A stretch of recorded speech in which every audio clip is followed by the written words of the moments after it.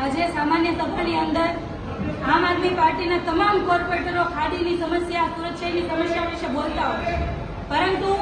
અમારા મહેશભાઈ જયારે 0 વર્ષની અંદર બોલવા ઉભા થયા એટલે એમણે આખા ખાડીપુર અને સુરત શહેરના રસ્તાઓ અને રસ્તાઓની અંદર થતા કૌભાંડ બાબતે ખૂબ સારી રજૂઆત કરી, આંકડાઓ સાથે રજૂઆત કરી અને સાથે સાથે એનામાં શું ખોટું થઈ ગયું છે એ પણ રજૂઆત કરી અને એક નાનકડું એવું રમકડું કે જે ચાવી ભરો એટલે ચાલે એ રમકડું મેયરને બતાવ્યું કે તમે પણ આ રમકડા જેવા છો, જોઈ નહીં શક્યા મેયર. એટલે અમને તમામને જેટલા પણ સભ્યો બેઠા અમને બધાને સસ્પેન્ડ કર્યા, કારણ કે સુરત શહેરની અંદર આટલી ખરાબ પરિસ્થિતિનું નિર્માણ થાય છે,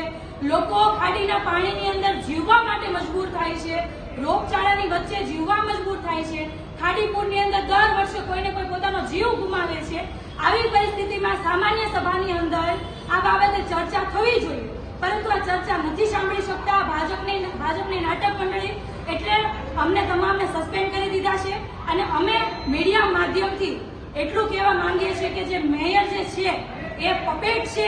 એમનામાં કોઈ લાયકાત નથી મેયર પદ તરીકે બેસી શકે, મેયર પદને નિભાવી શકે. એટલા માટે અમે એટલું કહીએ છીએ કે જો એમનામાં લાયકાત ના હોય તો એમને રાજીનામું આપી દેવું જોઈએ, ઘરે બેસી જવું જોઈએ.